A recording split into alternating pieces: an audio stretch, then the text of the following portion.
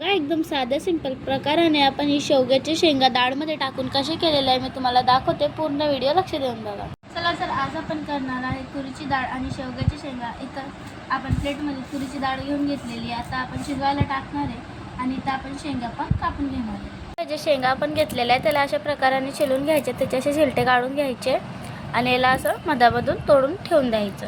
इथं आपण शेंगाचे छिलटे कसे काढून घेतलेले आहे. आता आपण एका डब्यामध्ये पाणी घेऊन घेतलेलं आहे. आपल्याला शेंगा जे आपल्या भिजवून घ्यायचे आहे आणि दुसरीकडेच आपण डाळ पण शिजवायला ठेवून दिलेली आहे. आता शेंगा भिजतो तोपर्यंत आपण याचा मसाला तयार करू. तुम्ही बघू शकता इथं आपली डाळ पण शिजून गेलेली, मी तर तुम्हाला दाखवलं नव्हतं सॉरी.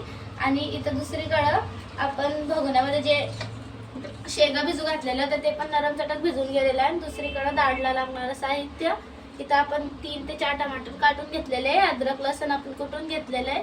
थोडीशी अर्धा चम्मच हळदी, 2 चम्मच लाल मिरची, 1.5 चम्मच मीठ, 3 चम्मच धना पावडर, 2 खड्या मिरच्या घेतलेल्या आणि थोडीशी राई घेतलेली. तर चला आता आपण बघारून घेऊ डाळ. बघा आपण कढईमध्ये तेल घेऊन घेतलेलं आहे. 4 चम्मच इथं आपण तेल घेऊन घेतलेलं आहे. आता आपण याच्यामध्ये जिरं राई टाकून घेऊ.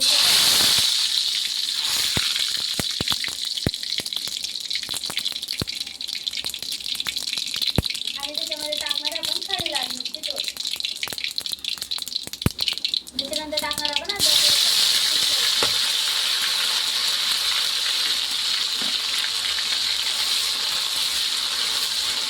हलवून घेऊ आपण. बघा झालेलं आहे. आता आपण टाकणार टमाटर. टमाटरला पण आपण थोडंसं आपण टाकणार आता कोल्हे मसाले, हळदी, मीठ, धना पावडर आणि लाल मिरची. आणि या मसाल्याला आपण हलवून घेऊ.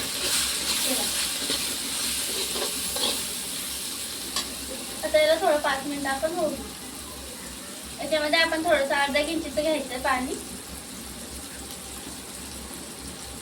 चला तर याच्यामध्ये बघा आपण टाकून दिलेलं आहे पाणी. त्याच प्लेटमध्ये फिरवून घेऊन घेतलेलं आहे. आता आपण याला थोडंसं होऊ देऊ. याच्यामध्ये टाकणार आहे आपण गरम मसाला आणि याला छान आपण सोडू देऊ तेल. आपला डाळचा मसाला पण झालेला आहे. आता आपल्याला याच्यामध्ये टाकायचं शेंगा जे आपण आधी 2-3 पाण्याने धुवून घेतलेलं होतं. आपण याला मसाला घालून घेऊ.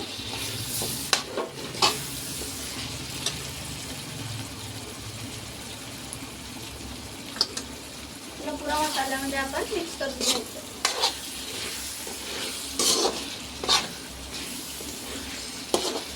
याच्यामध्ये टाकतोय तर थोडंसं पाणी आहे. आपल्या शेंगाच्या मध्ये थोडंसं आपल्याला होऊ द्यायचं.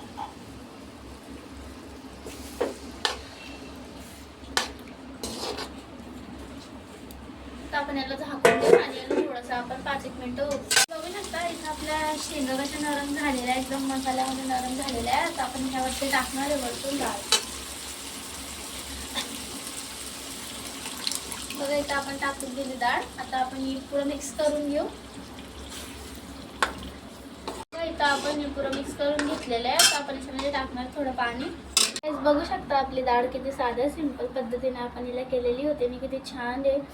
साध्या सिंपल पद्धतीने एक वेळेस ट्राय करून बघा. बघा शेंगा पण एकदम नरम चटक त्याच्यामध्ये झालेला, एकदम छान लागणार. याला गरम गरम भातासोबत खा.